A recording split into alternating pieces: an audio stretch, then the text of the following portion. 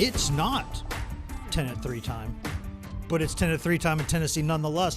What's up, y'all? How are you? I hope you're doing well this evening. Wes Rucker coming to you from WBIR HQ right here, just a couple miles away from downtown Knoxville, Tennessee, where I said earlier today that we would see you again in about 23 hours. News dictated otherwise. Things come up, head on a swivel. And again, right, as soon as we were leaving, right? Yeah. It's the second time this week that we're leaving and the Cade Phillips stuff happens, like right as we're basically saying bye. And then today, while we were talking about Tennessee and the mutual interest that I think we all thought was there, and I think was there with Ryan Walters, it looks like Tennessee maybe going in a different direction. Here to talk about it with me, we got Justin Wallace way back there on the ones and twos. We got Emilie Rae Cochrane again right here with us. Emily, how are you? Two times in one day. I know, right? I'm honestly really tired. Well, we left. The reason we're going on live now is because it's my son's birthday, so went home to do that. Then trying to put a 4-year-old to bed on his birthday is kind of like wrestling an alligator, I think. I've never wrestled an alligator. I'm just guessing. Yeah, I have. Seems you have. Nice. Yeah. How many? 3 or 4 of them? Kind of like 6 or 7. They got a lot of them up in I Philly? didn't mean to do that. They got a lot of them up in Philly? 6, 7? Oh, no. I didn't mean to do that. Did you really not mean to do that, or did you just do, or did you? Justin's laughing behind me.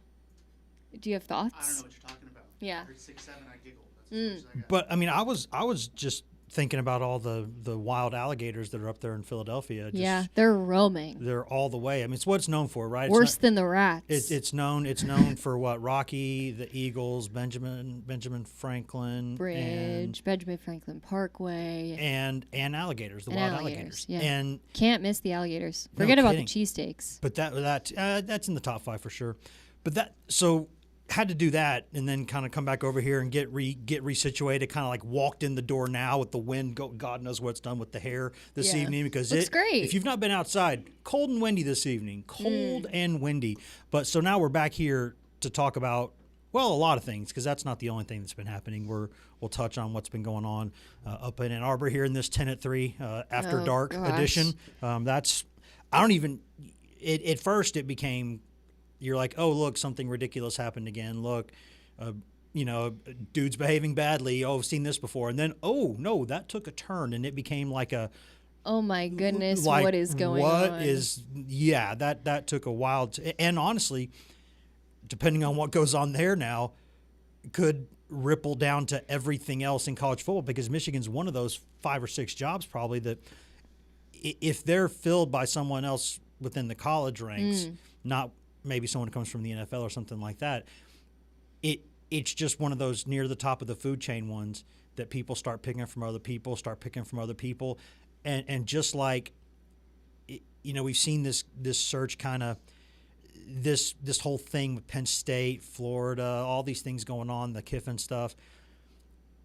There are just some programs that when you think things are settled, they can really turn the thing in a hurry, and Michigan is one of those places. So. Yeah, I mean, this situation in of itself, I don't remember the last time something super crazy like this happened. You would know better than me. Something like this, but I can't think of a crazier scenario. When you're talking about like a someone who wakes up one morning as Michigan's football coach and then is not only fired but then detained and put in handcuffs later in the day, like for reasons that are up in the air right now, but yes, violent reasons, yes, scary and scary reasons, like scary for the people around him and to him personally with self-harm, obviously too, in there and threatening to do self-harm and there's, listen, I'm you just hope when things like that start popping up in a story. You just immediately start going from, oh, this is wild to, and the journalist wheels start turning, and then you go very quickly back to being a human being, and you're like, oh, no, this is personally just devastating on so many levels. And, yeah. But before all that, there was some news at Tennessee. Yeah, let's get to the Tennessee potential news. Yes, and the news that we do know is that Jermod McCoy is going to submitted his name anyways for the NFL draft, and that's not surprising, even though he did not play down this season.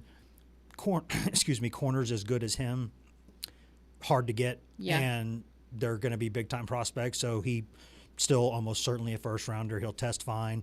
And at Tennessee this season, I think if he could have played, I think he would have.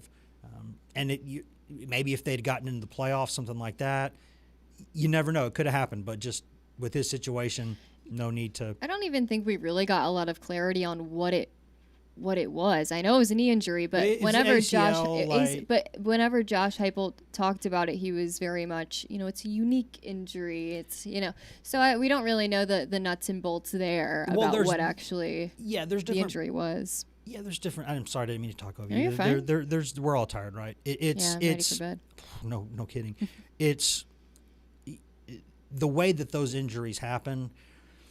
They can sometimes. It's not just an ACL. It can be an ACL or something else. There's also different ways to go about the surgical repair of it, which can then lead to, where are you moving the tendon from? Are you doing the cadaver one? Or are you doing? There's all kinds of different ways to go about it. And so we obviously, I'm not a doctor anyway, but we haven't seen access to any files, and we're not doctors, so I will just call that what it is and say I was told pretty routinely that if there was no doubt that he could play, he's the kind of guy that would be out there, and it just didn't work out that way. So, but we'll see. He's going to go to the draft. I think certainly he's still a high-round pick. We did talk about at the end of the episode Braylon Staley being SEC Freshman of the Year. Because funny, because we were talking about, I think he may have been gypped a little bit on the whole, maybe he should have been at least third team All SEC. But lo and behold, he gets SEC Freshman of the Year. So congratulations to him for that. Congratulations to his representation and his wallet, obviously. Those will both go up now as a result of this, I imagine. Also, the way he found out, did you see the video UT posted? About 10 minutes ago, I saw it. Super cool stuff from UT Athletics, taking a video of Braylon Staley's family on FaceTime with Kelsey Pope. Kelsey shows Braylon that, he's on FaceTime with the family, and then his dad, Brian, said, you're SEC Freshman of the Year, and, all of his teammates congratulating him. Is a pretty cool moment. It was, and he, Staley's dad is, he's active out there on the socials, right? Yeah, he's one of those guys who's out there. He's not a UT mom. We got Lydia. We've got so many, active parents, and Brian's one of those dads, the rare dads. That yes, he is, and he is mostly just very supportive of his son. It's people can either stay silent or they can be out there, and he's out there. He's supporting his kid and all that. And I laughed though earlier because he'll just tell you what he thinks, and he was calling out a couple people for not naming him All SEC and calling out people, and he can't call out 10 News. He can't call out WBIR because I've said since last season, even when he was redshirting, hey, this kid's good. Mm-hmm. So he knows. If Staley family, you're watching, hey, I was there. I was there on that one. Yeah. Sometimes I've been surprised. That one I saw how good he was. And Elijah Nixon doing that nice family package on Thanksgiving of the Staley family, and Braylon's musical background, drummer, cool, the rhythm, cool stuff. The Love rhythm, that. yes, it was great, and apparently he still can play. Which at some point, maybe we'll try to get him. I want to see it. Yeah, I feel like I don't know why, but I feel like he can sing. Ooh. I like feel Elijah Simmons style. Yeah, because Elijah, that big guy's got soul. He's got soul. He's super bad. He can dunk a basketball. There's a lot going on with Elijah Simmons, who's still, kicking around, making it a go at the NFL level. Good to see. Always, when he's as a player, when that guy, Elijah Simmons, he's cool. The clips of him when he is like his best reps, one man eviscerates the inside of the line of scrimmage. He's really scary because he is about as tall as he is wide. He's they list him at 6'2", doubting he's that, or 6'1". There's no way. He's scary. But he is a fire hydrant. Yeah. And he's a fire hydrant with some appendages, and he will hit you. And when he hits the inside of the line, those guys, when he hits you right, you go back. But speaking of people who hit, Tennessee has, defenders hit. Yeah. That's what I'm saying, right? Yeah. It's not the best transition. Just go with okay. it. It's fine. I'm proud. Yeah, go ahead. We'll get there eventually. Don't worry. The plane will get on the ground at some point. But Tennessee, if we are to believe what was initially reported, and now we've been able to confirm that at least they're in some serious talks there. Now, in terms of where things are exactly in the process, can't tell you that as we're sitting here. Of course, just wait 5 minutes after we're done recording, something else will happen because that's been what's going The on this theme. week. We go off air and then, hey, look what just happened right now. So, but Jim Knowles, who spent last season at Penn State, I think currently still is technically Penn State's defensive coordinator, because James Franklin was fired, he was not, and so because obviously they paid a lot to get him there, and you want to see.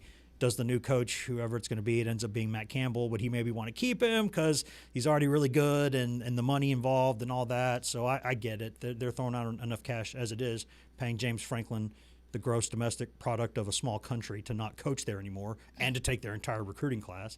But it's before he was there, he was at Ohio State.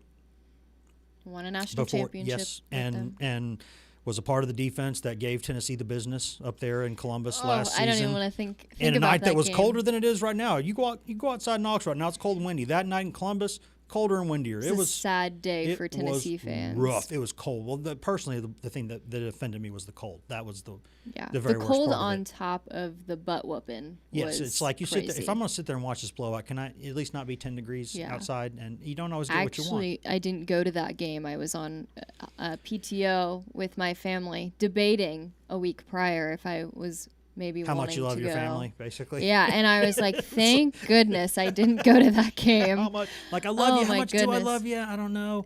But yeah, it turns out you didn't miss much. It was, and before that, he worked with David Cutcliffe at a couple places, including Duke, where he has been a coach for teams that run up tempo offenses, and he's consistently put together some of the best defenses in the country. And at Penn State, a little up and down this season. Other than maybe the UCLA game, I don't know that offense has more traditionally kind of been their bugaboo. But at Ohio State, certainly those numbers were ridiculous, really, really, really good. And at Oklahoma State, you know how fast they go offensively. You know how many points they scored. They don't huddle, and so when you're leading the country in some defensive categories at Oklahoma State, you get people's attention, right? And this is, I believe, on Monday, because Monday, it's been a long week already, but Monday was the day Tim Banks got fired. Where Tim Banks, that was where that came out that had happened. And that day on this show, here in this studio, I said, hey, technically, I don't think he's on the market officially, but, guys like Jim Knowles are out there. I said, I don't know if Tennessee will go that high, but that's funny. Yeah. And I said, because I thought like if you really want to make a statement, if you really want to get the attention of your own fans, your own recruits across the country, your guys who are on the team now, players who might be wanting to come from the portal, if you want to get everyone's attention, go hire somebody like that. Now, hiring that guy, well, I just did not think. I said it's great news if Tennessee's even considering people of that caliber because they know they're going to have to pay and they know they mean business. Well, it's also interesting because you mentioned Tim Banks. The news came out on Monday, and you're trying to, when this kind of news comes out, you're trying to figure out the time frame of when these two parties had these discussions, because you think about the James Franklin news, they obviously hire Campbell. Is that going to be, was that a factor at all? Like, was James Franklin being their end all be all for Knowles? Like, what, I think the money, because like, Penn State had to pay Ohio State a lot of money to get in. Yeah, for sure. So, you spend one season at Penn State, and then you think about when Tennessee even had these conversations with him. 2 days later, something like, and you look at, what people are predicting, and, think about who could potentially be taking Tim Banks's role. And I don't know if he was a high on the list of people who, Tennessee fans were expecting to have in the mix, I guess. He's one of those names that you throw out there at the beginning of any search, and you basically make, as doing this a long time, covered a lot of coaching searches, so got pretty good at, over the years, how you put together a hot board pretty quickly, right? The first step, always have a list in your mind or in a Google Doc or somewhere written down somewhere, because you never know when it might happen, so it always could happen. So you always need to remember, hey, if I remember this guy worked with this guy, or this guy gave this guy trouble in a game, I'm going to write that down because I'm going to remember that because that guy will remember that. And so you just kind of rainy day fund, basically. You put some of these things in here. And so you start, if you cover a place like Tennessee or like a Penn State, Ohio State, then you start toward the very top of the list and you say, okay, let's say they're willing to pay whatever it takes. Let's say they could go get whoever they wanted to if they paid them enough and if it worked out. Who would be your top list, right? Like it's who would be like the dream candidates that if you're like, oh man, and it's almost never that person. Yeah. But you put them on the list anyway, and you might file it away under long shot, but why not? Mm-hmm. And then you start making a list of people who might realistically make more sense. And in that list, you usually have places where coaches have intersected before, people they know, people that, or know, maybe if they haven't worked together, they both had the same mentor along the way, somewhere where they're in the same schematic system, because you learn to think the way they think, which is those are the kinds of lists that they all have, whether they're coaches, ADs, they have lists of rank, like, hey, let's, number one, who's just theoretically, who could it be, right? You know? Yeah. And then, okay, realistically, financially, if the dream candidates don't want the job or if, the money won't work out because it's not there or whatever, who maybe would make more sense. And then it's who do I know that I can trust? And Knowles for me was it may have been the very first name that I threw out, but I did not think Tennessee would go that route. You just throw that out there because that's one of the first names on your list. And to be clear, the deal is not finalized. Oh no, they're still working on it. Yeah. 1,000%. So, but obviously, like you got people like Pete Thamel reporting. And I can tell you they're talking. I just don't know. Totally. I don't know how you. Yeah, and it's could like be what part of something that relationship? might Are you take. dating? Are you exclusive? Are you just talking? Like Yeah. what's going on? And who there, knows? It could take a few days to be final. You don't really know. But yeah, it's definitely interesting. Again, the time frame of when this all happened, and I guess Tennessee had to move quickly because, again, we talked about this earlier in the show. This has to be the biggest hire of Josh Heupel's career at Tennessee, at least, and it needed to be a good one. So it needs to be a good one. So I think Tennessee maybe jumped on this really, really fast, and I don't know what the conversations were, but to get a guy like him and be able to be in talks with him at this moment in time within 2 days of firing your DC, it's definitely, and I'm like you said, maybe it was like high on their list and someone was out there really thinking about it. Right. Danny White, so I don't know. We don't know. That's the other conversation. Is there always, you wonder how many cooks are in the kitchen, and is this something that, and we may never know if this is something that Heupel really wanted to do, or was he told you are going to have a new defensive coordinator, or did he say, I have to go do this? Mm-hmm. And we may never know that, because I could see an instance, just a scenario potentially where, Danny White would tell Heupel that he has to make this decision, but he says, no one's ever going to know this. You and I are the only people here talking, but you're making this move. Mm-hmm. And so I'm just telling you, this has got to go in a different direction. Sometimes bosses can do that, and sometimes, so again, that's all conjecture. What I'm throwing out there are scenarios of what could happen. But those conversations almost always start a couple ways. Yeah. And it starts with a call to that person's representative. Would Jim be interested financially? What would it take? If the answer to one is yes, he would be, and you always say yes, because you don't know what the answer to number two is unless you say yes to question number one. Like, if you say I'm not interested, you'll never know. Always say you're interested. Always. Of course I'm interested. Of course I'm interested. Of course he'd be interested. Of course. You're Tennessee. Why wouldn't he be? Yeah.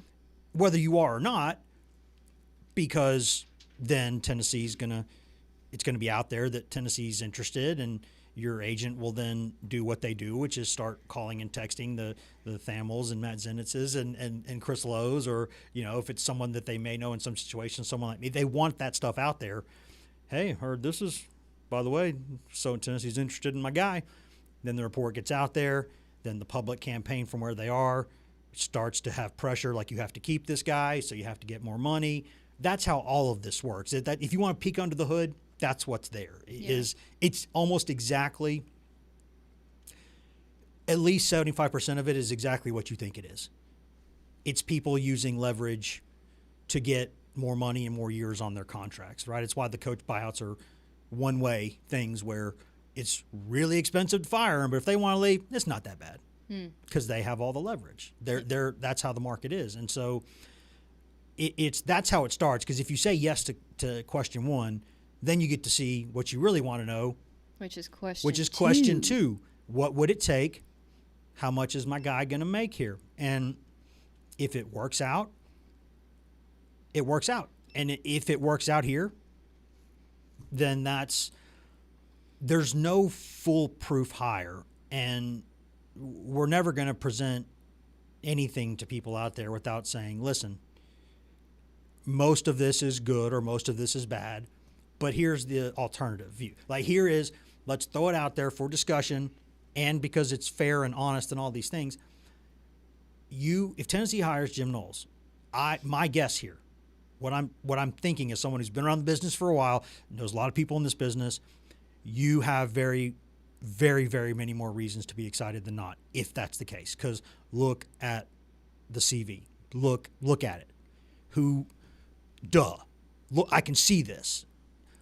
There would be some reasons to give a couple causes for pause. Maybe let's just say the most widely discussed one so far, and it's a fair point, is that he runs typically a very complex system, and it can take time, i.e. more than one season, to really start grasping it. Now, my counter to that would be, it's hard in this day and age to still have any kind of a philosophy like that, because your roster year to year can be very, very different. Now, still you have guys who almost always were on the previous team and they're back, and you get that institutional knowledge, you get a foundation. That helps. But in this day and age, year to year, you got to be ready. Mm-hmm. Look at, for instance, Tim Banks. Last year, 365 days ago, give or take, maybe 350 days ago, he's potentially going to be out of a contract, and Tennessee's fighting tooth and nail to make sure they keep him, because he's saying, hold on, why didn't you offer me an extension earlier? I'm worth more than what you're paying me right now, but it's the respect thing. Like, why did you let my contract almost run out? And by the way, I might go be a head coach somewhere. And then they're like, no, we love you. Come on, we'll make this work. And they make it work. And then 350 days later, hey, we're going to pay up to a couple $1 million a year for you to not coach here anymore. So, yeah, it can turn that quickly. But that's been a concern at times with Knowles is, will you have the patience over a couple of years to do this? Because it might take that much time, but if you do, you're going to be really, really good. Yeah. And maybe that's what the intention is. But you brought up a good point too with the veteran defenders kind of coming back. It's interesting because if he does run such a different, complex defensive scheme,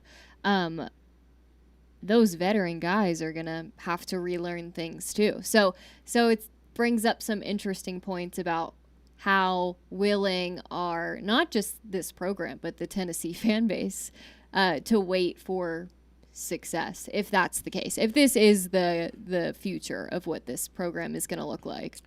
Yeah, and I think what's interesting there is,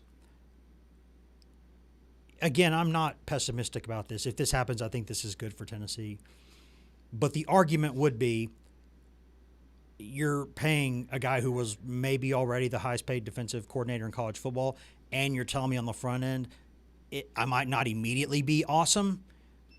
That's, like if this is like an elevator pitch on like The Bachelor, you might not be making it to the next round. You know what I mean? Like, that's a tough elevator pitch if that's what you're saying up front. So, yeah, I mean, there is some maybe maybe some concern there, if you want to call it that. But I don't think I don't think anybody should be concerned unless we've got a deal finalized. You know. That's true, But, but you know, yeah. but this has reached a level already where I think there would be more surprise if it didn't work out than it did. That's when things reach this level of reporting and this level of discussion. You're basically feeling pretty safe to go out there and leak some of this stuff. So we'll see. You never know. But I think when you talk about style, you could say I see some of the edge type guys that he's had at Ohio State and Penn State and some of these places. I don't know if, like right now, Tennessee has that kind of personnel. Mm-hmm. Yeah. I say there, whatever. That doesn't bother me because in this day and age in college football, your base defense, I don't care where you are, your base defense is a nickel. Now, not all nickel defenses are the same, but they have one thing in common, 5 defensive backs. And in front of that, you don't really have a lot of options. You go 4-2-5, you go 3-3-5. Mm-hmm. Now you can go man, zone, all kinds of things you can do, right? The whole menu. But in terms of what your base defense is, because it used to be the big deal, oh, is this from a 3-4 to a 4-3, or because that can be way different. Guys are standing up who weren't. Guys are playing in space that weren't before. I need fewer defensive linemen, but they got to be bigger. You go through all these things, right? And that used to be, and to some extent still is a fair discussion, but it used to be like the discussion.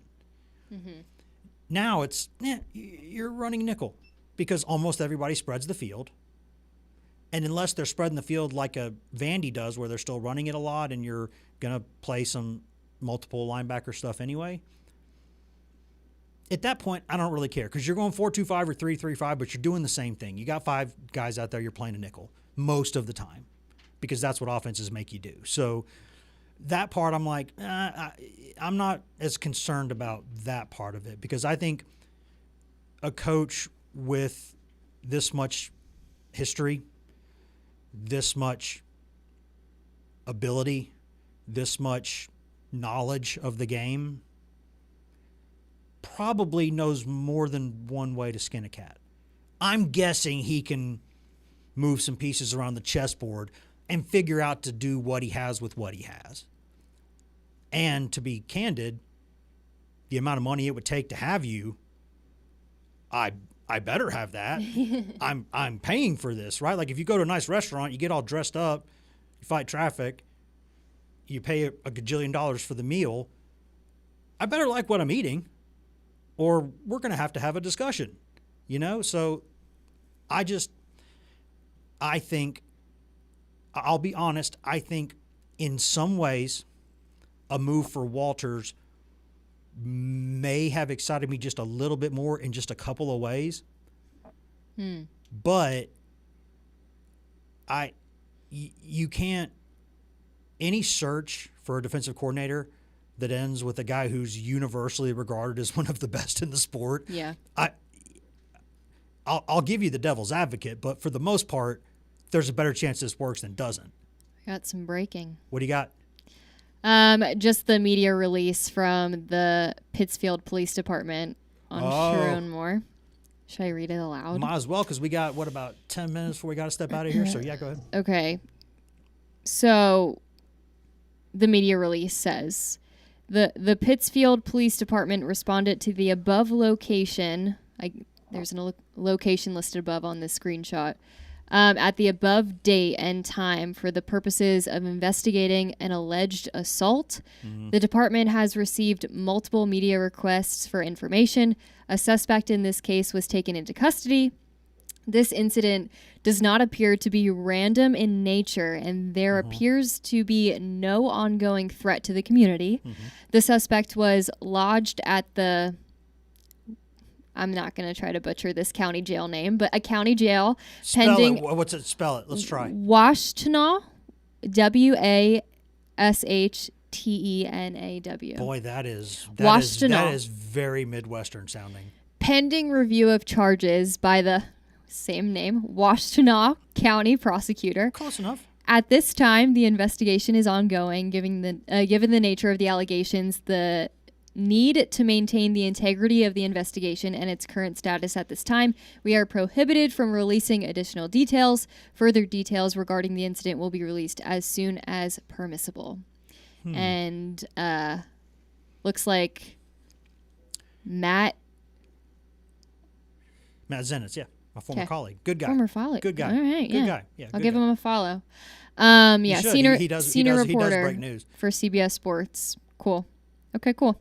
Not cool. Obviously, a really stinky situation, Yes. but interesting for sure. It's and that is a tremendous word salad. Like, that is some great legalese.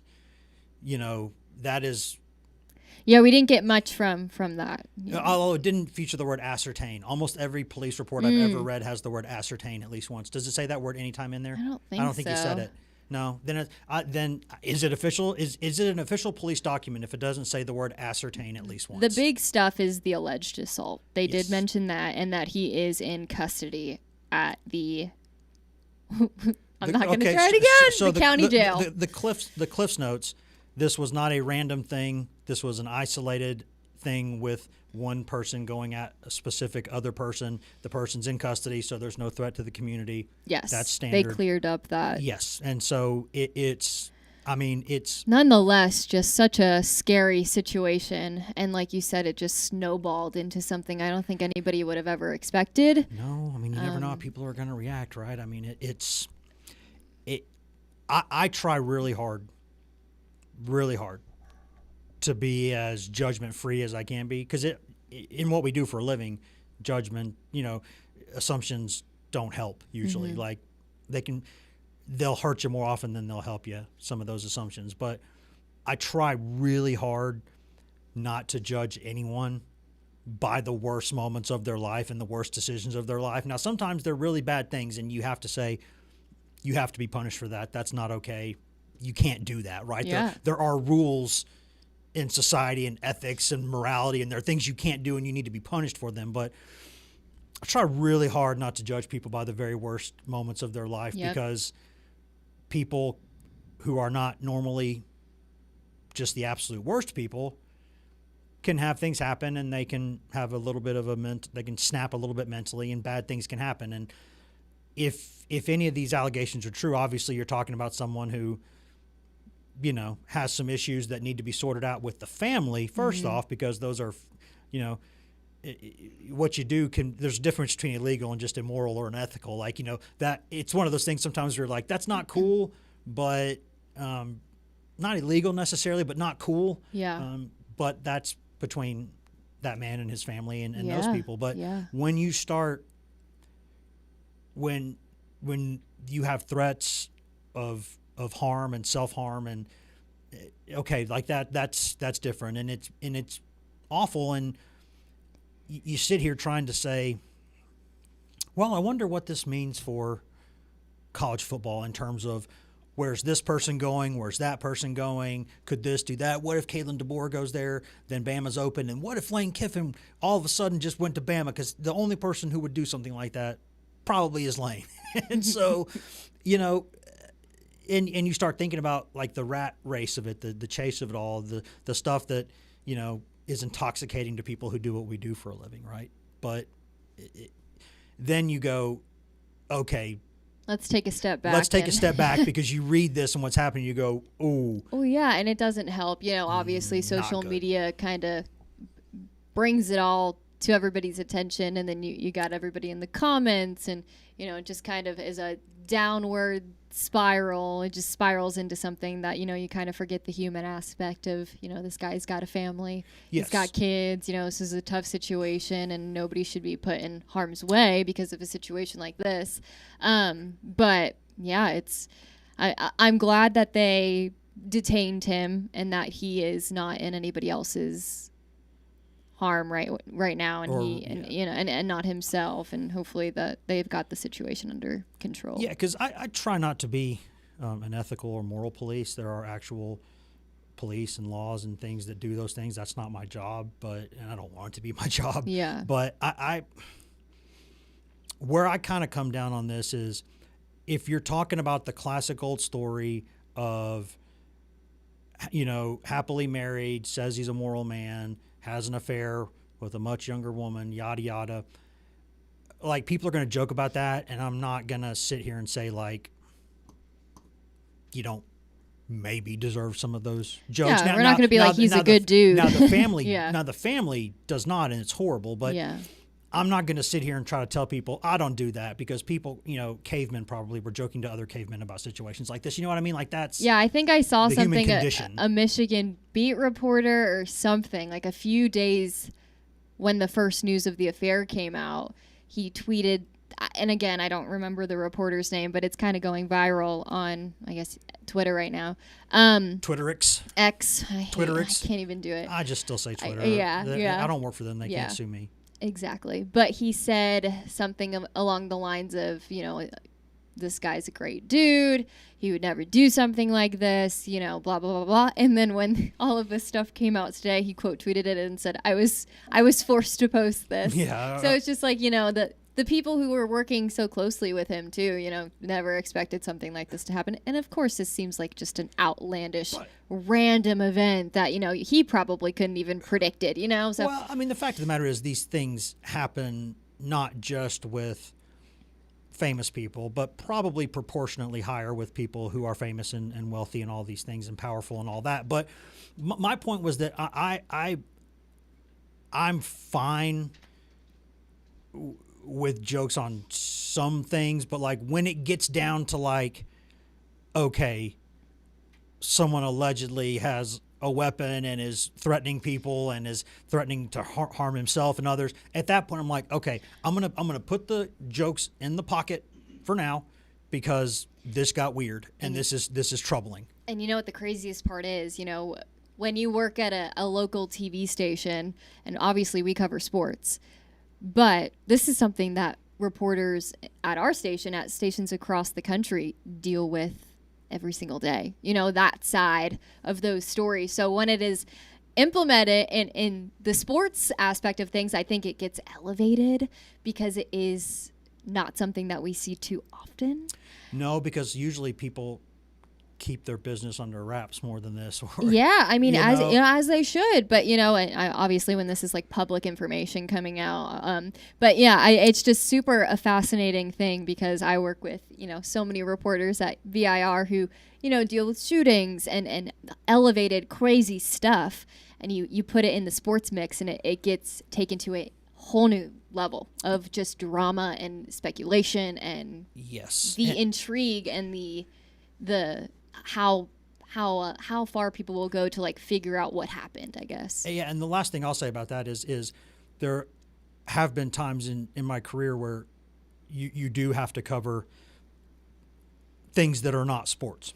Mm-hmm. Because they intersect with sports, or maybe there's a deal where it's happened before where I'm working for the Chattanooga newspaper, but I live in Knoxville. And so if something happens up this way and they want it covered, it's like, well, it's going to take somebody else an hour and a half to get up there. Wes is already there. Wes, can you get there, or can you do something? So like I've covered things like natural disasters and crime and criminal things, and you always feel like part of you's like, I'm a reporter, I belong, and the rest of it's like, I'm a fish out of water here. Like, do I know these legal terms for sure? Do I understand this? Like, do I need to, do I have the proper attire for this? And so you go into all that, but it's, at the end of the day, you're a reporter, so you go out there and you take a notepad or a camera and you go out there and do it. I mean, I've talked to police at 3 o'clock in the morning about stuff and been like, okay, so what do you ascertain from this alleged